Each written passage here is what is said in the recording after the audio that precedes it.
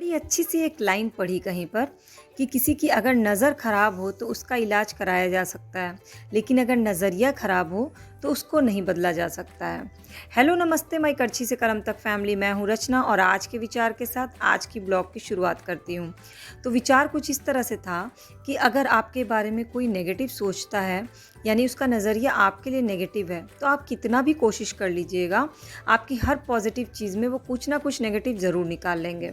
तो इसलिए कहा गया है कि नज़र का तो इलाज हो सकता है, आँखों की रोशनी अगर ख़राब हो तो वो आप किसी तरह ठीक कर सकते हैं, पर अगर नज़रिया किसी का ख़राब हो तो आप कितनी भी कोशिश कर लीजिएगा वो ठीक नहीं हो सकता है। खैर, आज सुबह टिफ़िन में मैंने बनाया रचित के लिए ब्रेड पोहा। रचित क्या, मैंने सबके लिए ही ब्रेड पोहा बनाया।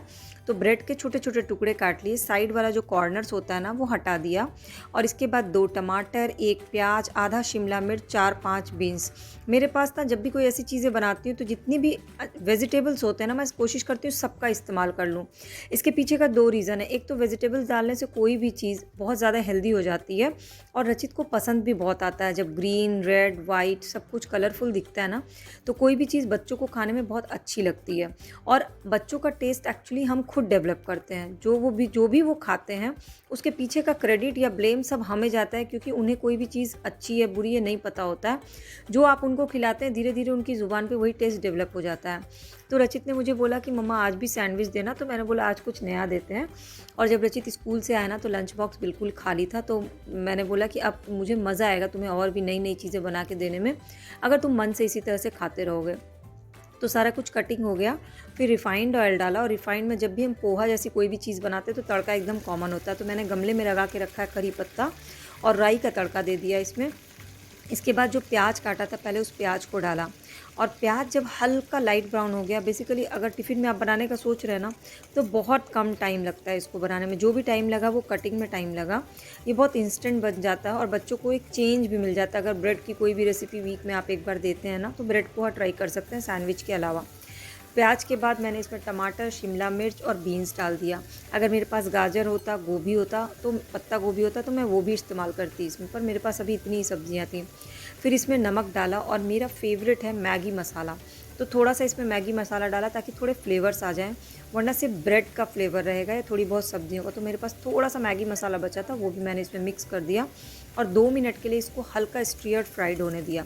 बहुत ज़्यादा नहीं पकाना होता इन सब्ज़ी को। बहुत ज़्यादा पकाने के बाद एक तो इसके न्यूट्रिशंस ख़त्म हो जाते हैं, और दूसरा टेस्ट भी कम हो जाता है। तो बहुत हल्का सा आपको इसको पकाना है नमक डाल करके, और फिर कटे हुए ब्रेड डाल दीजिए, और तुरंत ही इसको हल्के हाथों से मिक्स कर लीजिए ताकि ब्रेड के अंदर तक नमक का, मैगी मसाले का, सब्ज़ी का, रिफ़ाइंड ऑयल का सबका फ्लेवर ऐड हो जाए।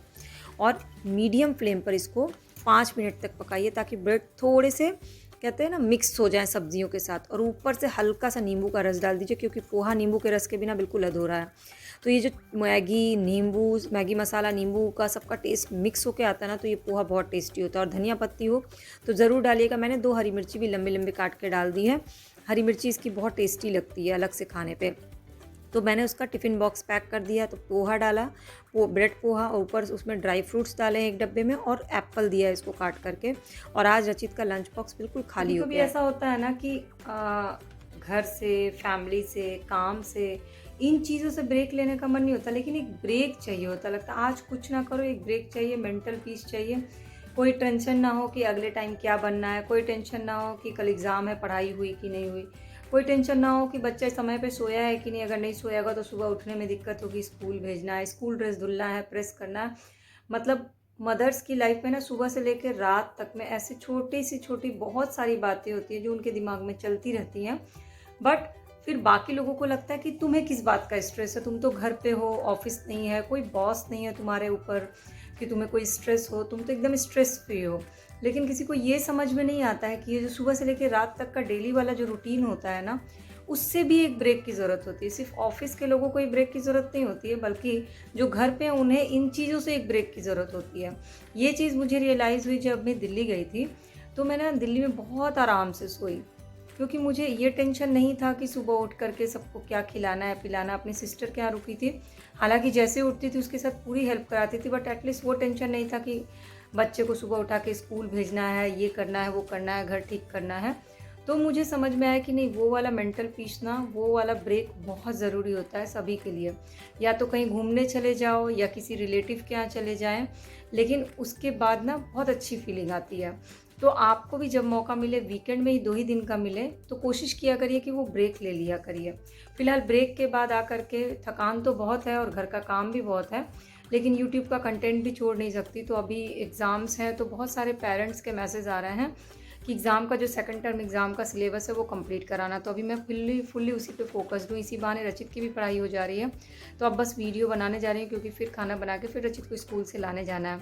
आप लोगों ने बताया नहीं कि कल टीचर्स डे का सेलिब्रेशन आपको कैसा लगा, आपने देखा कौन सा गेम बहुत अच्छा लगा, या दिल्ली से लौट के आने के बाद मेरा जो कंडीशन है या मेरा जो लॉ का एग्ज़ाम होने वाला है, उसके लिए मैं क्या करूं ऐसा कि मैं सब कुछ मैनेज करके लॉ के एग्ज़ाम की तैयारी भी कर लूं। आप चाहे तो प्लीज़ मुझे थोड़ा सा एडवाइस दीजिए, टिप्स दीजिए, ताकि मैं टाइम मैनेजमेंट और बेहतर तरीके से कर सकूं।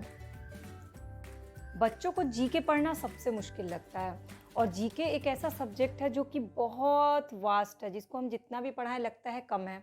और आजकल बिल्कुल कंपलसरी है कि बच्चों को जीके की बेसिक नॉलेज ज़रूर होनी चाहिए। अक्सर हम क्या करते हैं, अपने बच्चों का कंपैरिजन करते हैं किसी और से, कि तुम्हें क्या करना है, उसके जैसा इंटेलिजेंट बनना है, तुम्हें उसके जैसा आर्टिस्टिक बनना है, तुम्हें उसके जैसा बैडमिंटन प्लेयर बनना है, ऐसा हम कंपैरिजन करते हैं। उसी तरह से ग्रामर में, इसमें जीके।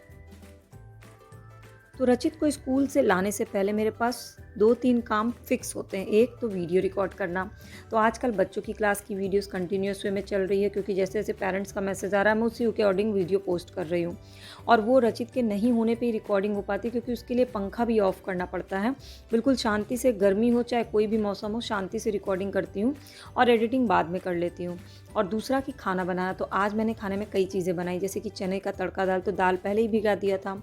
साथ ही साथ करेले का भरवा, परवल आलू की सूखी सब्जी, खीरे का रायता बनाया, और मूली, टमाटर, प्याज, सब कुछ, मूली का पत्ता, सब कुछ मिला के बहुत अच्छा सा सलाद काटा और चावल बनाया।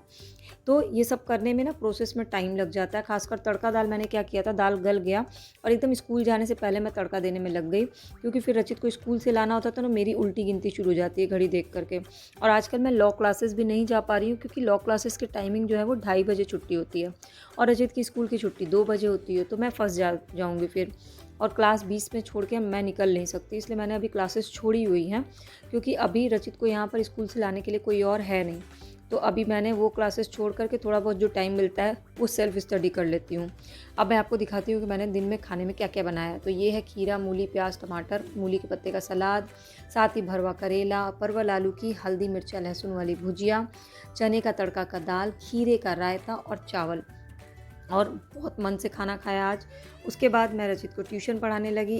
10 आधे घंटे का ब्रेक लिया खाना खाने के बाद, और फिर ट्यूशन की कॉपी किताब क्या होता है, पहले देखना पड़ता है आज क्या पढ़ाना है, एग्ज़ाम का शेड्यूल क्या, एग्ज़ाम के अकॉर्डिंग पहले क्या कवर कराना है, या जो चीज़ें पीछे छूट गई हैं उससे बच्चों का कॉन्फिडेंस ख़त्म हो जाता है। तो पहले छूटी हुई चीज़ें भी कवर करानी है।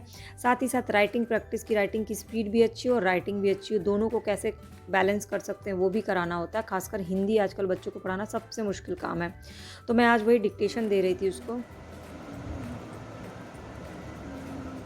यहाँ आंसर लिखते जाना। निकला आंसर? निकल। ऊपर जो होगा वो आंसर होगा, नीचे तो जीरो ही जीरो है। जीरो लिखने में तो कितना मज़ा आता है तुमको। सबसे बेटा इक्वल्स टू क्यों लगाना भूल जाते हो रचित? बिना इक्वल्स टू के सब आंसर बेकार है। मामा। फिर शाम को रचित चला गया खेलने, मैं भी इवनिंग वॉक करने गई, और वॉक से लौट करके आई तो सब्ज़ी आज बनाई, बोड़े की सब्ज़ी, रोटी, और साथ ही साथ सुबह की तैयारी भी रात में ही कर ली, क्योंकि कल छुट्टी है जन्माष्टमी की। तो आलस आ जाता है उठने में, उतनी सुबह नहीं उठ पाती हूँ। तो मैंने सुबह के लिए आलू के पराठे के लिए आलू बॉयल करके इसी समय भून करके रख लिया। गैस किचन तो रात में सोने से पहले साफ़ करने की आदत है, लेकिन अभी मेरी हाउसमेट नहीं आ रही है, तो जो बर्तन निकलता है ना मैं तुरंत ही धुल लेती हूँ।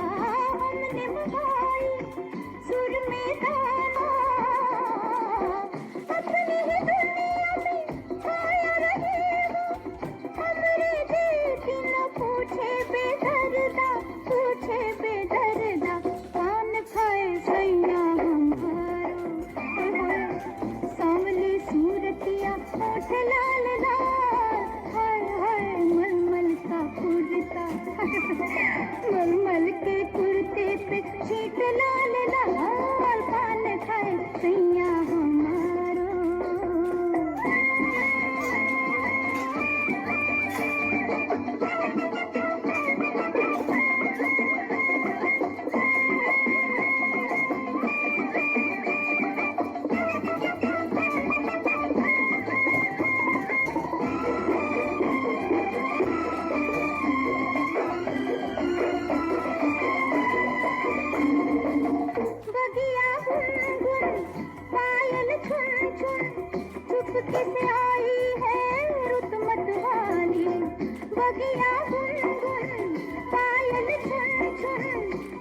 किस आई है रुत मत वाली।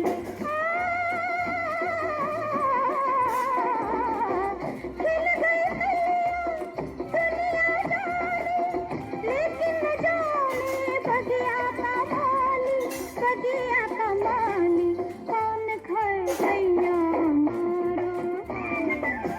सांवली सूरतिया होठ लाल लाल, हाय हाय मलमल का कुर्ता, मलमल के कुर्ते पे शीत लाल लाल, पान खाए सैया हमारो।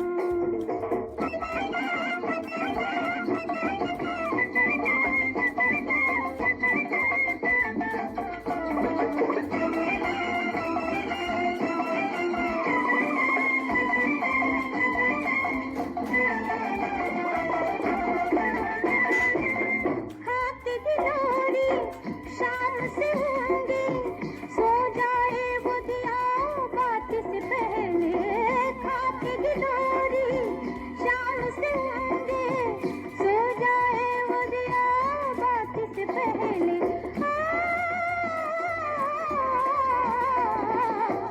आंगन तारी में घबराए डालूं, चोरी के डर से। तो आज मैंने नोटिस किया कि मेरे गर्मी से धूप में जाने से ना मेरे चेहरे पे छोटे छोटे से दाने हो गए। तो मैंने सोचा थोड़ी सी सेल्फ केयर कर ली जाए। तो सोने से पहले मेरे पास नीम का पाउडर है बाज़ार का ख़रीदा हुआ, वो 1 चम्मच डाला, आधा चम्मच हल्दी पाउडर, गुलाब जल डाला जो कि स्किन टोनर बहुत अच्छा होता है। नीम का जो पाउडर है वो दाने को ख़त्म कर देता है, हल्दी एंटी वो होता है इन्फ्लामेटरी, जो भी इन्फेक्शन या कोई भी धूप के कारण जिस कारण भी हो रहा हो वो ख़त्म कर देता है। और इसमें एलोवेरा जेल मिला लिया और उसको अपने फेस पे पूरी तरह से अप्लाई कर दिया और 10 मिनट के लिए छोड़ के अपने फेस को वॉश कर लिया। अभी मुझे ये 3-4 दिन करना है क्योंकि बहुत छोटे छोटे से धूप के कारण दाने हो गए। हालांकि जब मैं स्कूल लेने जाती हूँ तो मैं कोशिश करती हूँ कि दुपट्टा बांधूँ, पर कई बार क्या होता है हड़बड़ी में निकलो तो भूल जाती हूँ।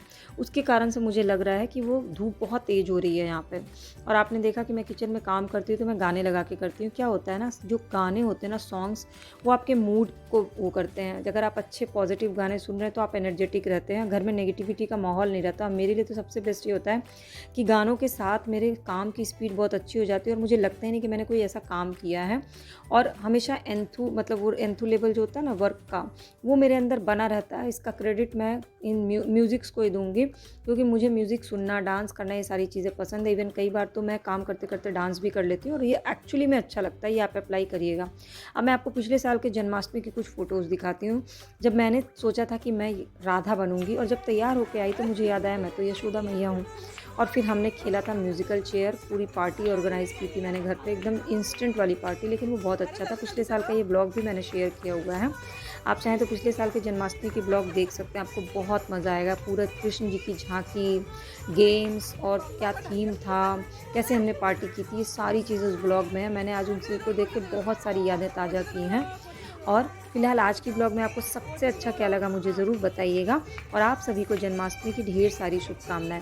मेरी इस फैमिली का परमानेंट मेंबर बनना हो तो चैनल के सब्सक्राइब बटन को क्लिक करके बेल आइकन को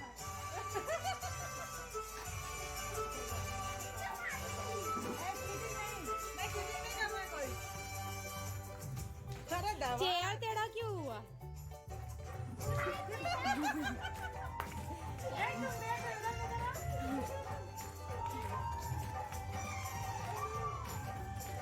स्टॉप।